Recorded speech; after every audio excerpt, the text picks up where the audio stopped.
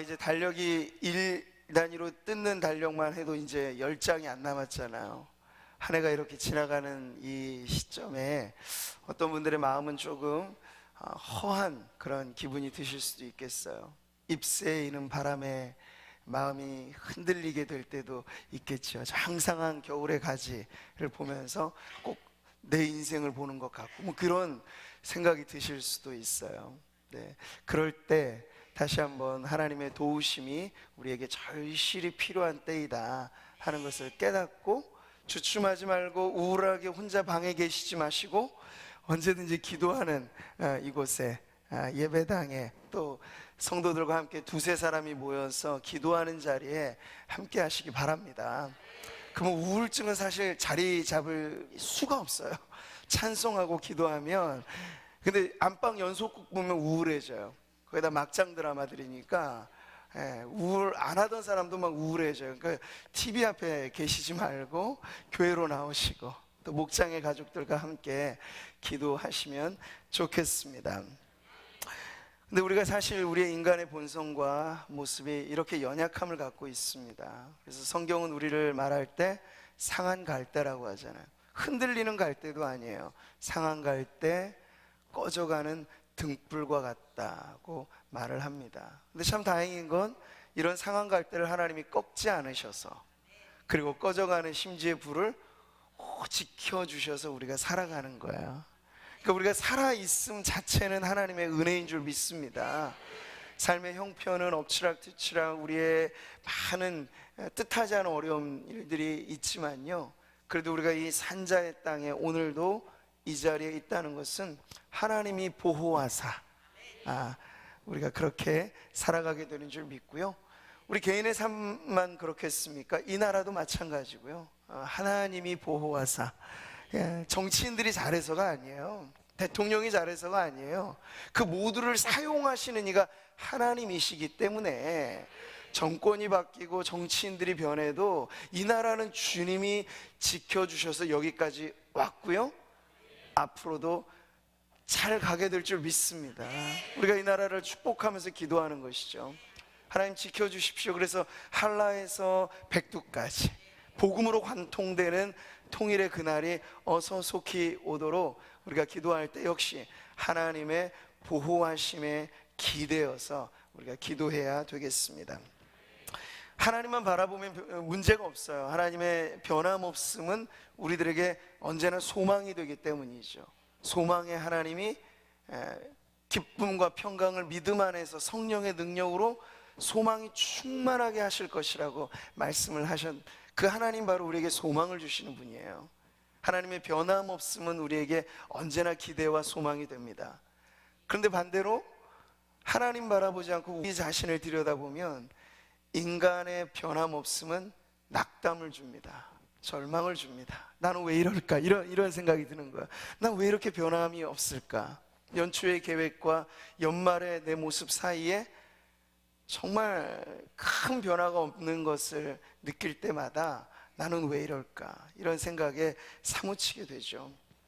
자, 오늘 우리가 로마서 8장을 본문 말씀을 보는데요, 로마서 8장은 아주 중요한 구원의 확신장인데 그 앞에 장도 역시 중요합니다. 로마서 7장에 흔들리는 한 인생을 보여줘요. 그것이 바울 자신의 고백일지 이스라엘 백성을 대변한 고백일지 해석의 차이는 있지만 로마서 7장에서 바울은 이렇게 외쳐요. 바울의 고백이 1인칭으로 이렇게 외쳐지죠.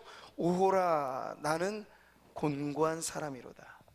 이 사망의 몸에서 누가 나를 건져내랴. 탄식하는 거예요. 그러니까 자신의 육신에, 우리는 바울을 알잖아요. 그 육신의 질병, 사탄의 가시라고까지 표현했던 그 질고 아픔, 그러니까 이 사망의 몸이라고 하는 것이 얼마나 그에게 큰 골칫거리와 문제였는지 모릅니다. 그런 걸 통해서 탄식이 되는 거죠. 그리고 복음의 선한 사역을 하는데 얼마나 주변에 많은 사람들이 반대합니까? 동족의 반대가 있고요, 많은 사람들의 오해가 있고요. 그래서 그러한 공고함에 휩싸여서 아마 바울 자신도 이런 탄식을 하였을 거예요. 오라, 나는 정말 곤고한 사람이라. 그러니까 바울 자신, 우리가 생각하는 위대한 사도조차도 이런 곤고함에 토로하고 있는 것을 볼 때 평범한 신앙의 삶을 살아가는 우리들 안에는 이런 탄식이 남의 일이 아니라 바로 나의 탄식, 나의 아픔이라고 할 수 있습니다. 자, 그럴 때 이제 로마서 8장 오늘 본문으로 오게 되면요, 이렇게 탄식하는 우리 자신들, 연약하여 상한 갈대라 불려지고 꺼져가는 심지의 불이라고 불려지는 우리들을 도와주시는 이가 있다고 오늘 말씀은 그분을 소개시켜주고 있습니다. 바로 연약한 인생을 도우시는 하나님을 말이죠. 우리는 지난주에 기도의 내용에 있어서 너희는 이렇게 기도하라고 기도의 마스터가 되시는 예수님의 그 가르침 앞에 기도가 다름 아닌 하나님과의 관계로의 부름, 더 깊은 관계로의 나아감, 그래서 아바, 아버지로 부르짖는 그 기도에 대해서 살펴보았는데요, 오늘은 삼위일체 하나님 가운데 또 한 분, 바로 성령 하나님이 기도와 관련돼서 우리를 어떻게 도우시는 분인가에 대해서 오늘 말씀은 우리들에게 가르쳐주고 있습니다.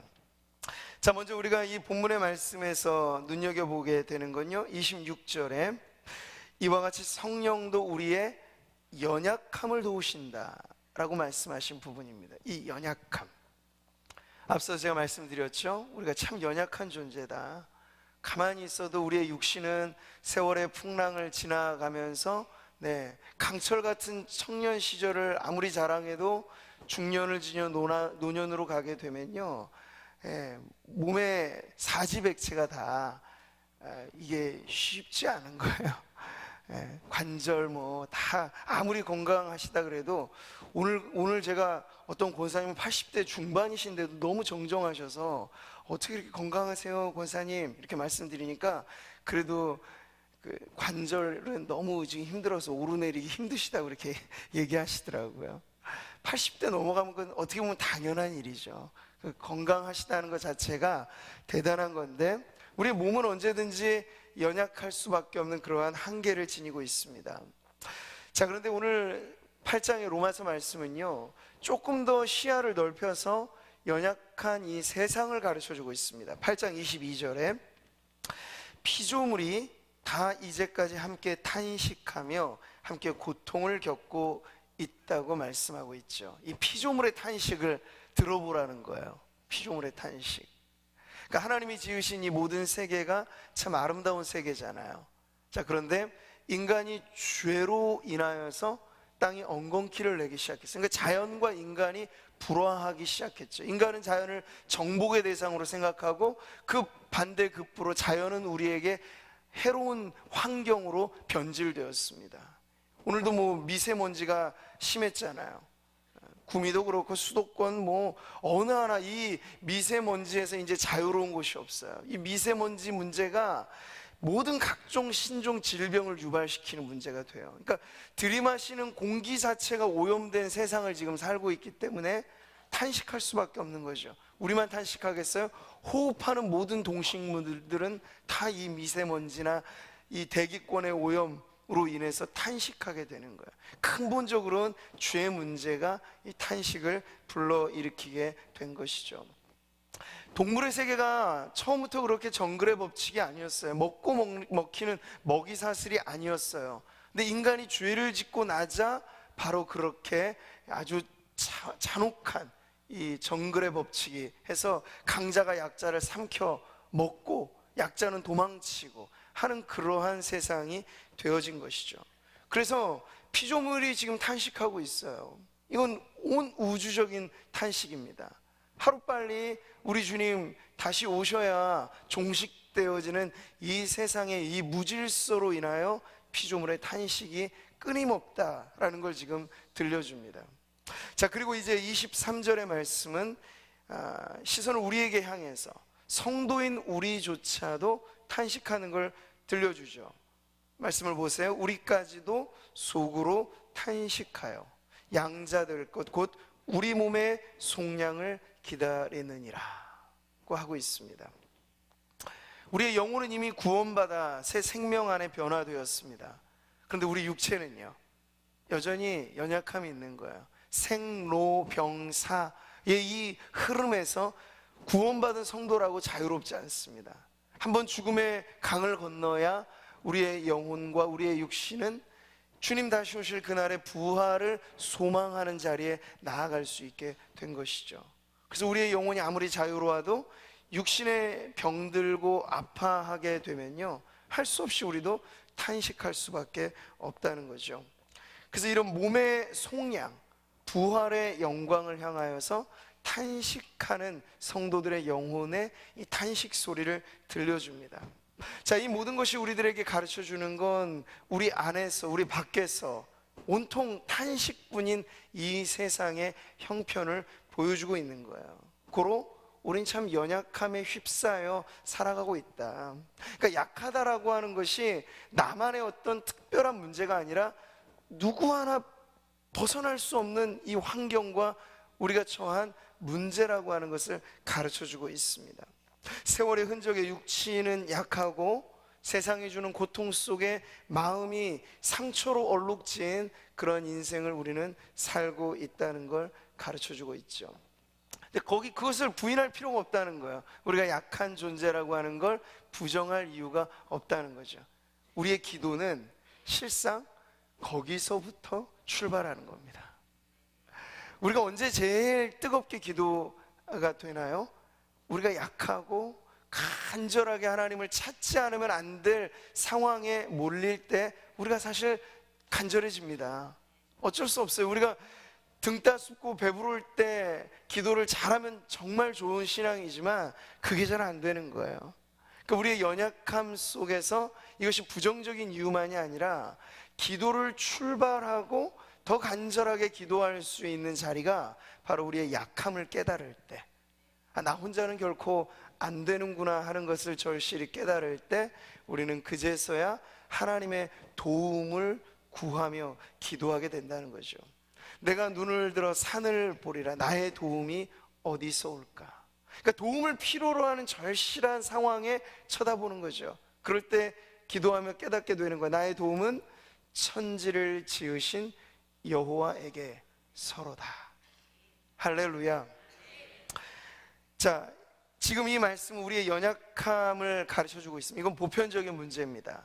근데 오늘 기도하는 상황에서 또 한 번 알게 되어진 우리의 연약함이 있어요. 그건 뭘까요?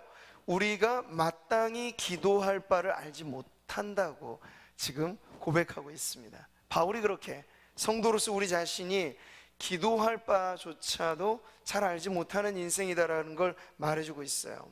자, 우리는 연약하기 때문에 반드시 기도해야 합니다. 다 아멘이시죠? 근데 마땅히 기도해야 함에도 불구하고 마땅히 하지 못하는 게 또 기도예요. 이게 바로 우리의 모습이죠.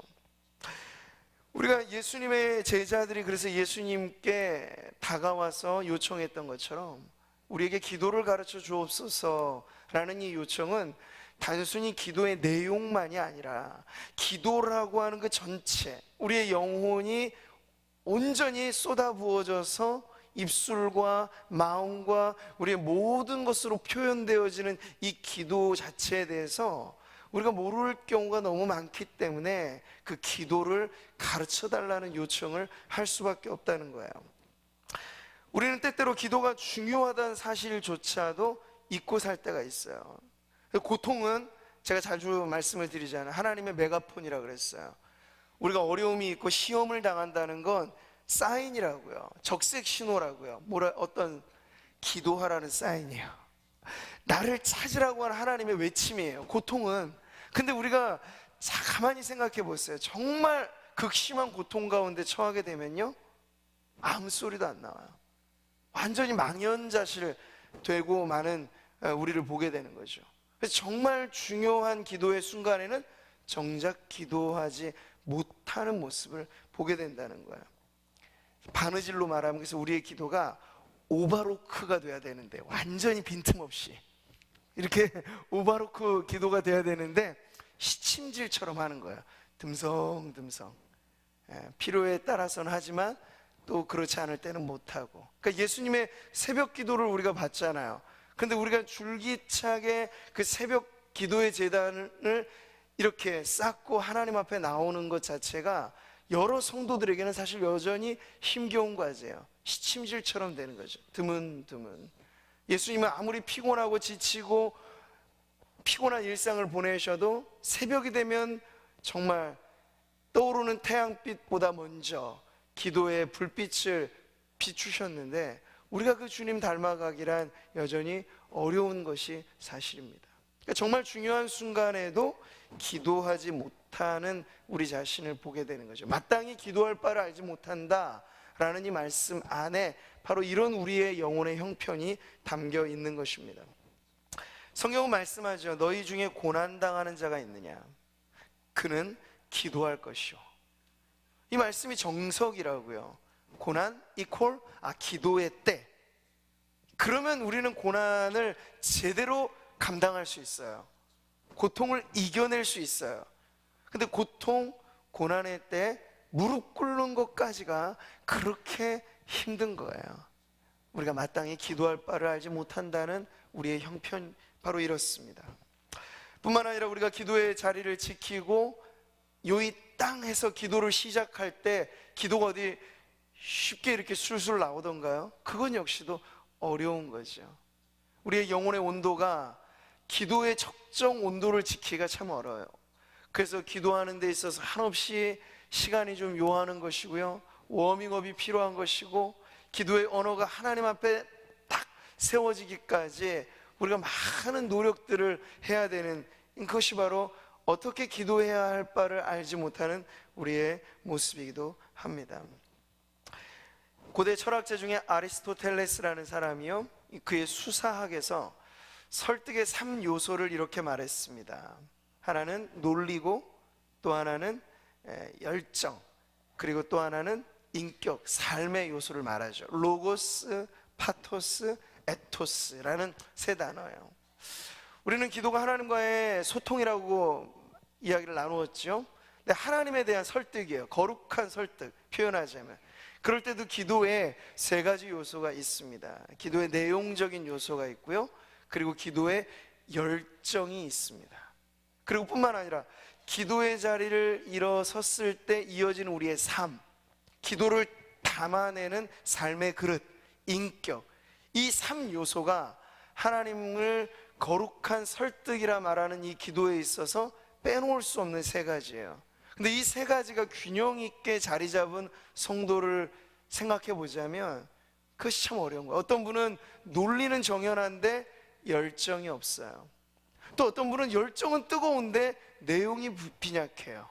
그리고 어떤 경우는 기도의 자리에 정말 열정적이고 뜨겁게 잘 기도하는데 삶의 그릇이 구멍나 있어요. 뻥뻥 뚫려 있어요. 그래서 기도가 줄줄 새나가는 것 같아요. 자, 이런 문제들이 우리 안에 겹겹이 쌓여져 있어서 기도할 바를 알지 못한다라고 말했을 때 우리가 처한 공경이 바로 이런 것이에요. 자, 여기까지를 이제 우리가 인정하는 것이 중요합니다. 그럴 때 비로소 우리가 오늘 기도하는 자리에 삼위 하나님, 성령 하나님의 존재를 인식할 수 있는 거예요. 그 필요, 그 도우심이 절실하게 요청되어지는 거죠. 자, 26절의 말씀을 이어서 보세요. 마땅히 기도할 바를 알지 못하나, 그 다음에 오직 성령이 말할 수 없는 탄식으로 우리를 위하여 친히 간구하신다. 아멘. 놀라운 일이에요. 우리는 기도에 관해서 기도를 가르쳐 주시는 예수님에 대해서는 익숙해요. 그런데 성령님에 대해 성령이 기도하시는 분이다라고 하는 것이 우리에겐 사실 익숙한 표현은 아닐 거예요. 근데 오늘 성경은 분명히 가르쳐주고 있어요. 성령께서 탄식으로 우리를 위하여 간구하신다. 성령의 중보에 대해서 말씀하고 있습니다. 성탄의 의미는 하나님이 우리와 함께 하시는 것이잖아요. 영어로 God with us라고 말하죠. 우리와 함께, 우리 곁에. 근데 성령님은 어떤 분이시냐면요, 우리 곁에 머무는 정도가 아니라 우리 안에 거하시는 분이에요. 물론 우리가 성령을 눈으로 볼 수 없습니다. 그러나 성령은 우리를 전체로서 덮고 우리를 채우고 우리를 이끌고 가시는 분이십니다. 그래서 그 성령께서 하시는 중요한 사역들 가운데 우리와 관계돼서 정말 중요한 사역이 바로 우리를 위하여 간구하신다라는 걸 지금 성경이 가르쳐주고 있습니다. 그래서 예수님께서 요한복음 14장에서 성령님을 이렇게 소개하셨죠. 같이 한번 읽어보실까요?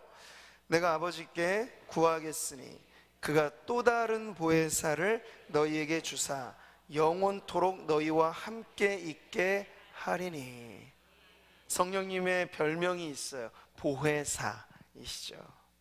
신천지 이만희가 이거를 잘못 써가지고 자기가 보혜사라고 하잖아요. 얼토당토않게. 이 보혜사라고 하는 단어가 얼마나 중요한 단어인지 몰라요. 근데 요한복음에는 특히나 성령님에 대해서 가르쳐 줄 때 요한은 보혜사 성령님에 대해서 가르쳐 줍니다. 자, 그런데 중요한 게 있어요. 뭐냐면 예수님은 말씀하셨는데 또 다른 보혜사라고 말씀하고 계세요. 이 의미가 뭐죠? 또 다른 보혜사니까 이 성령님이라고 하는 보혜사 외에 다른 보혜사가 있으시다는 뜻이라고요. 그게 누군가요? 예수님 자신 역시도 보혜사로서 우리와 함께 하신다는 거예요. 그러니까 이 보혜사라고 하는 단어가 그러면 무슨 뜻일까요? 이 여러 가지 사실은 파생적인 의미가 있는데 대언자 혹은 변호자 혹은 중재자 이런 뜻이 있습니다. 그래서 여러 번역 성경들을 보면 이 보혜사라고 하는 단어를 때때로 협조자, 위로자, 상담자, 돕는 자 이런 식으로 번역을 합니다. 그러니까 이 보혜사라고 하는 이 원어가 가지고 있는 의미가 아주 여러 가지라고 하는데 중점적인 건 분명하죠. 우리를 도우시는 분이시라는 거예요. 먼저 예수님이 그렇게 공생의 기간을 도우며 함께 하셨습니다. 근데 예수님이 떠나간다고 자꾸 제자들에게 말씀하시니까 제자들이 긴장하면서 두려워하잖아요. 그러한 대목에서 지금 말씀하시는, 걱정하지 마라 얘들아, 내가 가는 것이 오히려 너에게도 유익이다. 왜냐하면 예수님은 육신을 갖고 이 땅에 사셨기 때문에 갈릴리에 계시고 어느 지역에 계시면 또 다른 지역에는 그 당시엔 못 계셔요. 이게 예수님, 인자로서 예수님의 특징이죠. 근데 성령님은요, 그분은 영이세요. 무소부재하세요. 동시간적이시면서 그분은 영원히 현재를 사시는 하나님이세요. 그렇기 때문에 성령께서 우리 안에 거하시는 하나님으로서 우리를 도우신다고 했을 때는 예수님의 이 지상의 공생애 때보다도 더 확실한 도움을 또 다른 보혜사이신 성령님을 통해서 우리가 공급받을 수 있기 때문에 예수님께서 그냥 미련 없이 떠나가신 거예요. 승천하셨다고요. 그러면 그 이후에 바통 터치를 누구에게? 성령께 주셔서 오순절 마가 요한의 다락방으로부터 출발한 성령의 강림이 2000년 교회의 역사를 통해서 모든 성도, 모든 교회들마다 충만하게 역사하실 때 그분은 개개인의 성도들을 도우시는 분으로, 교회마다 도우시는 분으로 그렇게 함께 하셨다는 것이죠. 자, 우리가 성령님을 믿을 때 이 신앙의 고백으로서 이 보혜사, 도우시는 분, 중재자, 위로자, 상담자, 이 보혜사라고 하는 단어만 오늘 집중해서 묵상을 하셔도 기도의 제목이 얼마나 많이 나오는지 몰라요. 쓸쓸하고 외롭고 힘들 때 성령께 우리의 마음을 고백하시는 거예요. 그러면 그분은 우리의 위로자가 되시고, 누구에게 털어놓기 힘든 우리의 속사정, 아픔들 성령께 아뢰일 때 그분은 우리의 카운셀러, 상담자가 되셔서 우리의 속사정을 들어주신다고요. 뿐만 아니라 우리에게 오셔서 우리 스스로 어찌할 수 없는 헝클어진 마음을 어루만져 주시고 도와주시는 분으로 역사하십니다. 보혜사 성령님, 기도할 때 우리에게 너무나 큰 힘이 되어주는 분이 바로 보혜사 성령님이십니다. 자, 성경이 시편에서 이렇게 노래하고 있어요. 하나님이 우리를 도우시는 분이라고 하는 사실을. 여호와는, 같이 읽겠습니다. 여호와는 내 편이시라. 내게 두려움이 없나니 사람이 내게 어찌할꼬. 여호와께서 내 편이 되사 나를 돕는 자 중에 계시니 그러므로 나를 미워하는 자에게 보응하시는 것을 내가 보리로다. 할렐루야. 여호와 하나님이 우리를 돕는 자시라고 말씀하세요. 내 편이라고 말씀하세요.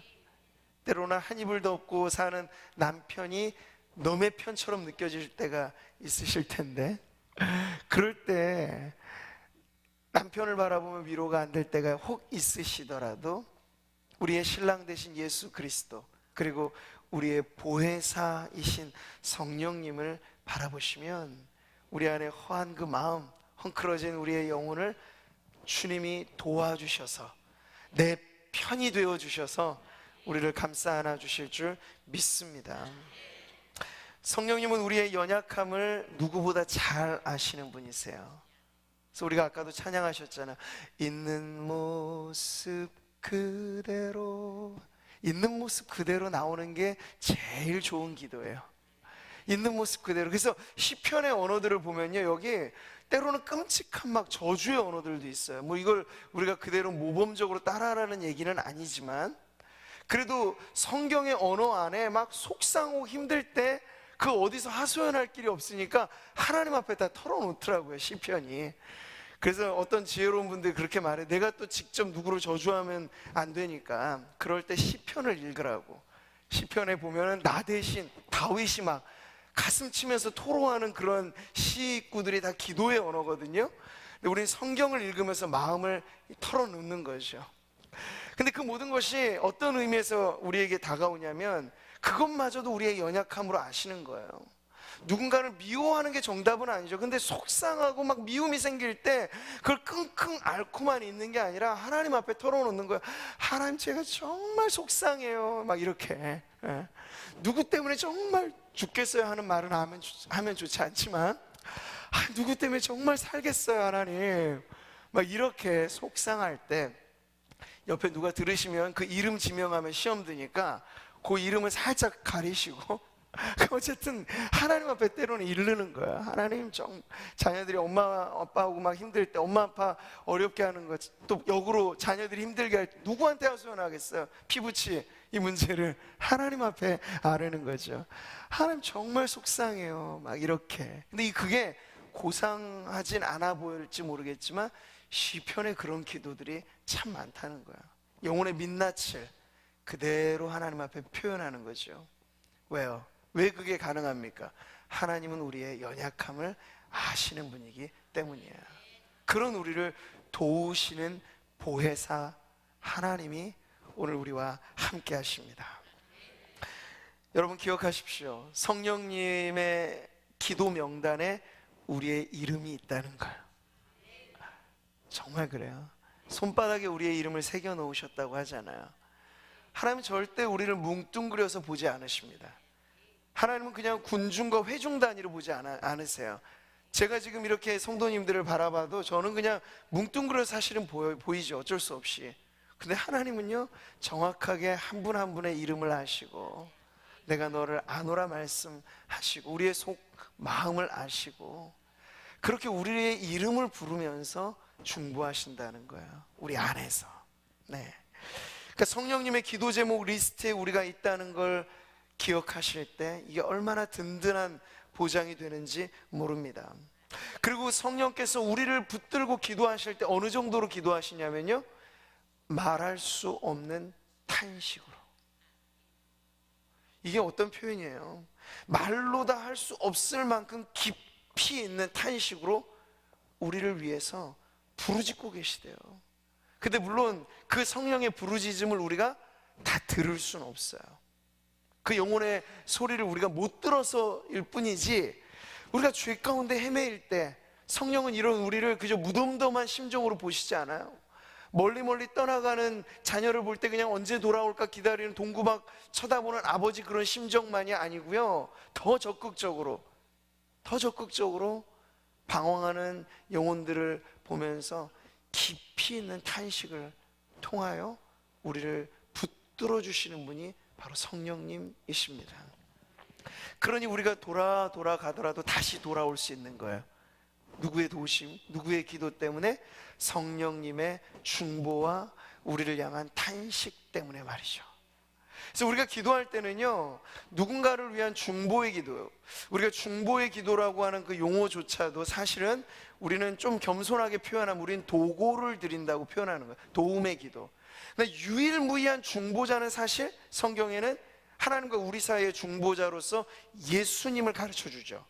근데 예수님뿐만 아니라 또 다른 보혜사이시기 때문에 성령님도 우리와 하나님 사이의 중보자가 되시는데, 성령님의 그 중보하심 때문에 우리가 길 잃고 방황하더라도 다시 돌아올 수 있는 거예요. 그래서 기도의 자리에서 누군가를 위해 기도하실 때 어떻게 기도하면 좋을까요? 성령께 맡기는 거죠. 성령님 찾아가 주셔서 그 영혼을 불러주세요. 인도해 주세요. 다시 예배하는 자리로 이끌어 주세요. 그래서 우리의 기도란 성령께 그 영혼을 맡기는 기도인 거예요. 성령께서 터치하셔서 더 오래도록 헤매지 않고 어서 돌아올 수 있게 달라고, 우리가 기도하는 어떤 성도, 기도하는 어떠한 대상을 성령께 연결지어서 성령님 그를 붙잡아 주십시오 라고 기도하면 되는 것이죠. 하나님 아주 인격적인 분이시라고 하는 사실을 우리가 믿어야 합니다. 우리가 이래도 좋고 저래도 좋고가 아니에요. 우리가 헤매이고 아파할 때 주님도 함께 아파하시는 분이라는 사실을 믿으시기 바랍니다. 노아 시대에 홍수의 심판이 있기 전에 성경은 하나님의 마음을 이렇게 우리들에게 가르쳐 주죠. 여호와께서 사람의 죄악이 세상에 가득함과 그의 마음으로 생각하는 모든 계획이 항상 악할 뿐임을 보시고, 자, 그 다음이 중요해요. 땅 위에 사람 지으셨음을 한탄하사 마음에 근심하셨다고 해요. 이게 하나님의 탄식이에요. 그러니까 40주야로 쏟아진 그 홍수는 어찌 보면 뭐 약간은 문학적으로 표현일지 모르겠지만 하나님의 눈물 같은 것이죠. 하나님의 형상대로 지음받은 인생들이 하나님을 멀리 떠나고 죄 가운데 누더기처럼 죄의 옷을 입고 살아가는 그 모습을 보다 못해 하나님의 탄식과 하나님의 근심이 차고 찼을 때 그 심판의 날이 이르게 된 건 하나님 거기에 그 마음을 이렇게 표현해주고 계신 거예요. 절대 우리 아버지 하나님 무감각한 신이 아닙니다. 필요에 따라 그렇게 하나님을 신이라고 하는 어떤 존재를 의지하기도 하고 그렇지 못하는 종교인들이 믿는 신과 전혀 다른 존재예요. 우리 하나님은 우리의 모습에 아파하시고, 우리가 곁길로 가면 근심하시고, 기도하지 못할 때 우리를 위하여 탄식으로 중보하시는 분이 바로 우리 하나님이십니다. 자, 성령께서 우리를 도우시는 그 기도의 방식을 우리가 배울 필요가 있겠는데요, 로마서 15장 8장 15절 16절의 말씀이 중요합니다. 같이 한번 읽어보실까요? 너희는 다시 두 무서워하는 종의 영을 받지 아니하고 양자의 영을 받았으므로 우리가 아빠 아버지라고 부르짖느니라. 성령이 친히 우리의 영과 더불어 우리가 하나님의 자녀인 것을 증언하시나니. 이 구절이 정말 중요합니다. 형광펜 있으시면 밑줄을 좀 그으시고, 네, 이게 정말 중요한 구절이에요. 지난주에도 제가 아바 아버지의 기도에 대해서 말씀드렸잖아요. 예수님이 줄곧 하나님을 어떻게 불렀다고요? 아빠 아버지라고 부르셨어요. 그 이면에는 예수님이 이미 세례를 받고 올라오실 때 성령이 비둘기와 같이 강림하시고 성령의 충만함을 받고 공생애를 시작하시잖아요. 그리고 예수님의 삶은 기도로 일관된 삶을 사셨는데, 예수님은 기도 때마다 이렇게 기도하셨어요. 아빠 아버지. 예수님의 기도 안에 누가 함께 계심을 알 수 있죠? 성령이 함께 하셨음을 알 수 있습니다. 우리가 정말 하나님에 대하여 거리낌 없이 아버지라고 부르는 게 자연스러운 게 아니거든요. 절대 자연스러운 게 아니에요. 하나님 모르는 사람한테 한번 그렇게 얘기해 보세요. 까무라칠 일이에요. 하나님을 우리가 아버지라고 부를 수 있다는 게. 근데 그게 어떻게 가능해졌냐고요? 성령께서 우리 안에 그런 믿음을 주시는 거예요. 하나님에 대하여 아빠, 아버지라고 부를 때 전혀 어색함이 없이, 전혀 부담감이 없이 그렇게 하나님을 아버지라고 고백할 수 있도록 성령이 우리와 함께 하신다는 것이죠. 무서워하는 종의 영을 가졌을 때는 하나님을 그렇게 아빠 아버지라고 못 부르죠. 유대인들에게 있어서 하나님은 지엄하신 분, 가까이 하기엔 너무 먼 하나님이었거든요. 근데 성령의 시대가 도래하고 예수 그리스도를 믿음으로 말미암아 이제 더 이상 이 율법 아래 갇혀서 무서워하는 종의 영이 아니라 양자의 영이라고 말하잖아요. 우리의 하나님의 자녀됨은 독생자 예수 그리스도의 자녀됨과 좀 다르게 입양된 원리로 우리가 양자가 되었다고 말합니다. 그런데 특권은 동일해요. 자녀됨의 권세는 똑같아요. 하나님에게 대하여 예수님이 아빠 아버지라고 부르신 것처럼 우리도 아빠 아버지 하나님이라고 그렇게 부를 수 있다는 거예요. 이 모든 것이 바로 성령께서 우리의 영과 더불어서 우리의 마음에 그런 확신을 주시고 믿음을 주시기 때문에 가능한 일입니다. 성령이 친히 우리의 영과 더불어 우리가 하나님의 자녀인 것을 증언하신다고 말씀하고 있습니다. 성령은 때로 바람같이 우리 가운데 불어오시는 분이에요. 느낄 수 없어요. 어디서 와서 어디로 가는지 모르는 것처럼 부지불식간에, 그러나 쉼 없이 성령님은 우리 곁에서 우리를 위하여 중보하십니다. 근데 그러한 성령의 중보하심이 때때로 우리에게 느껴지게도 하세요. 탄식이 느껴지게도 하세요. 그러니까 여러분이 기도할 때 기도의 자리가 똑같아도, 기도의 시간이 똑같아도 기도의 경험은 매번 다르시잖아요. 그게 바로 기도할 때 우리가 받는 은혜의 체험이에요. 성령께서 줄곧 바람같이만 역사하시지 않고 이따금 불같이도 임하시는 거예요. 그래서 우리가 너무 성령에 대해서 무감각하게 살아가면 이따금 성령께서 확인을 시켜주세요. 야, 내가 멀리 있지 않아, 바로 네 안에 있어 할 때 우리의 마음이요, 평상시하고는 다르게 성령께서 때때로 탄식하게도 하시고요, 기쁨에 겨워하게도 하시고요, 어디서 그 많은 눈물이 나오는지 흘러 넘치는 샘처럼 눈물을 쏟아붓게도 하시고요, 기도하면서 우리가 받는 모든 은혜의 체험은 누가 주시는 거예요? 성령께서 우리의 영과 더불어 기도하면서 우리에게 주시는 은혜입니다. 오늘 이 밤에 우리 안에 이와 같은 은혜가 넘쳐나기를 소망합니다. 성령과 더불어 하는 기도, 이 특별한 은혜의 체험. 제가 지난 금요일에 기도하면서 방언에 대한 이야기를 좀 말씀을 드렸는데 혹여 좀 오해가 있으시지 않으셨으면 좋겠어요. 이 방언의 기도라고 하는 건 하나님이 성령께서 주시는 은사입니다.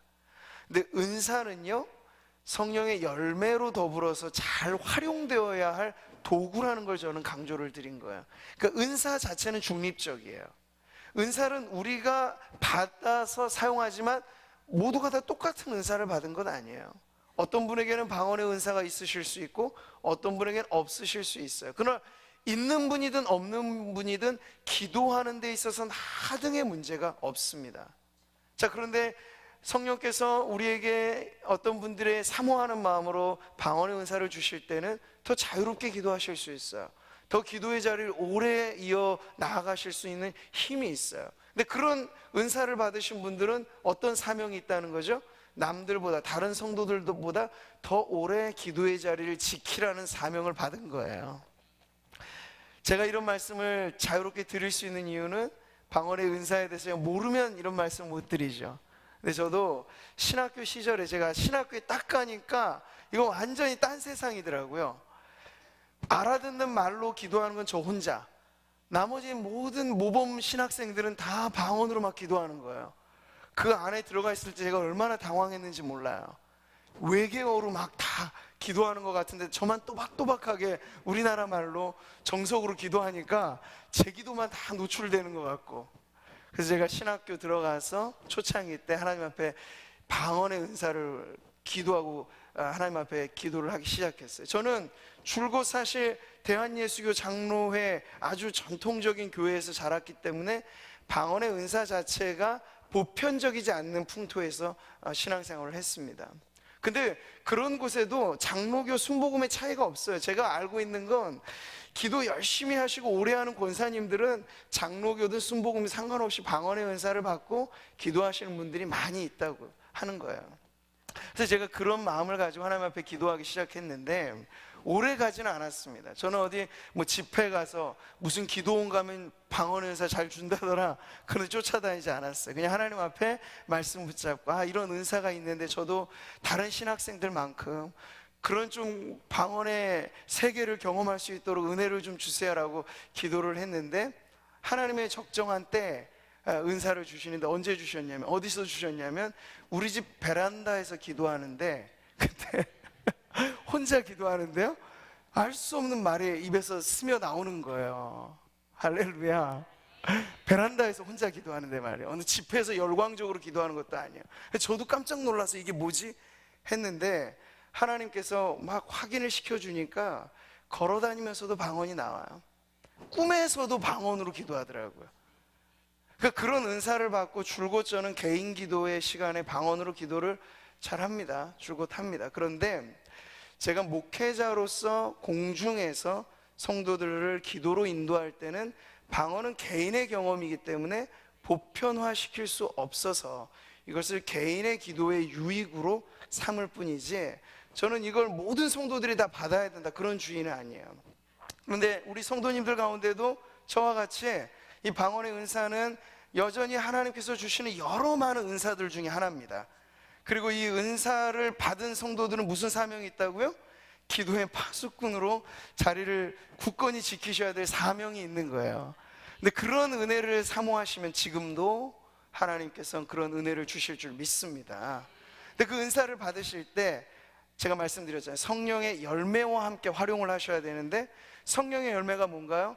희락과 화평과 쭉 나오면서 마지막 성령의 열매는 절제입니다. 그래서 방언으로 기도하고 또 우리의 언어로 기도하고 하는 이런 모든 부분들이 성도들과 더불어서 기도하는 자리에서는 조화를 이루는 방식으로 기도하신다면, 하나님께서 우리에게 기도 많이 하고 더 깊이 기도하라고 주신 이 은사가 아름답게 활용될 줄 믿습니다. 이것도 한 부분이에요. 제가 왜 이 말씀드리냐면, 성령과 더불어 하는 기도 안에 바로 이러한 기도가 있다는 거예요. 근데 뿐만 아니라 성령께서 우리의 마음을 터치하셔서 보다 깊게, 아까 제가 말씀드렸죠, 누군가를 위해서 기도하는데 평상시엔 그냥 밋밋하게 기도하던 기도가 어느 순간에는 막 억장이 무너지는 기도가 될 때가 있어요. 누구를 위해서 기도하는데, 때로는 어떤 선교사님을 위해서 기도하는데 갑자기 막 눈물이 펑펑 쏟아질 때가 있어요. 그건 내 의지로 발동된 기도가 아니에요. 성령께서 우리의 영과 더불어 기도하시면서 그런 마음을 주시는 거죠. 절박한 기도가 필요할 때 우리를 들어 쓰신다고요. 그런 은혜들이 바로 성령과 더불어 하는 기도 안에서 경험하는 은혜의 체험입니다. 이건 아주 다채로워요. 개개인의 성향에 따라서, 성격과 경험에 따라서 아주 다양할 수 있어요. 근데 그 다양한 경험들이 결국 한 성령 안에서 활용되어질 때 우리의 기도가 개인의 기도뿐 아니라 넘어서 성령과 함께 중보의 기도의 자리까지 나아갈 수 있습니다. 예수님은 우리에게 바른 기도의 내용을 가르쳐 주셨다면, 성령님은 우리에게 기도의 열정을 주시는 분, 기도의 바른 자세를 갖게 하시는 분입니다.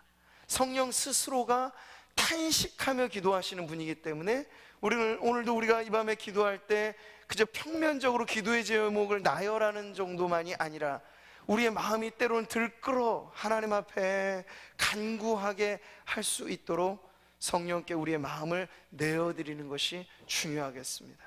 그래서 기도의 첫 자리에 우리는 아버지를 부르는 것이고요, 그 다음에 뒤따라야 될 기도는 뭘까요? 성령의 도우심을 구하는 겁니다. 성령님, 오늘 저를 도와주십시오. 진실하게 고백하면 우리는 날마다 그런 고백이에요. 오늘도 저는 마땅히 기도할 바를 잘 모릅니다. 제가 짊어지고 온 기도의 짐은 여기 있지만 이걸 하라고 하는 게 주님의 뜻인지 아닌지 저는 잘 모릅니다.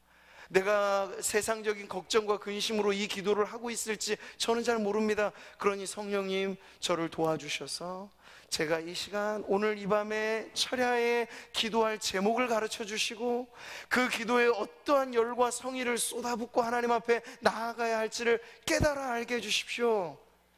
그러니까 하늘에 계신 아버지여 부르면서 우리가 하나님의 도움을 구한다는 건 바로 성령의 이끄심을 통해서 우리가 높은 기도의 자리에 나아가야 하는 그 은혜를 오늘 이 밤에 기도했으면 좋겠습니다.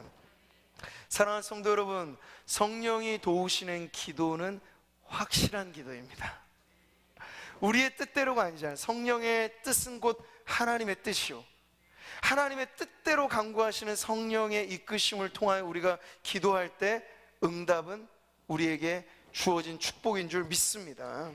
성령의 도우심을 경험하는 기도는 가장 안전한 기도입니다. 우리가 성령 안에 머물러 기도하는 것이 가장 안전한 은혜라고 하는 사실을 믿으시고, 그래서 오늘 이 말씀이 주어졌을 때 보혜사 성령님을 의지해서 그 품 안에서 기도하는 은혜를 누리시기를 축복합니다. 성령님은 우리가 이렇게 응답받는 기도의 자리로 우리를 이끌어 주시는 분임을 다시 한번 확신하면서 오늘 이 밤에 저와 여러분이 기도할 때 성령의 도우심을 더욱더 깊이 풍성하게 누리게 되시기를 주님의 이름으로 축복합니다. 우리 연약하지만 약하기 때문에 주님을 의지할 수밖에 없다고 고백하셨으면 좋겠어요. 약한 자리에 머물러 계시지만 마시고 오늘 이 말씀, 성령은 우리의 연약함을 도우시는 분이시다 하는 이 말씀을 꼭 붙잡고, 여러분을 약하게 하는 이유는 각각 다 다를 것이지만 하나님, 제가 약한 중에 나를 도우시는 보혜사 성령님을 더 만나게 해주시고 기도하는 자리에서 성령의 은혜를 풍성하게 받아 누리게 해주십시오. 기도하며 우리가 나아갈 때, 우리가 약해 있을 때, 부족하고 연약할 때 주님의 도우심의 은혜를 더 깊이 맛보게 될 줄 믿습니다. 우리 같이 믿음으로 고백하면서 기도하는 자리에 나아가도록 하겠습니다.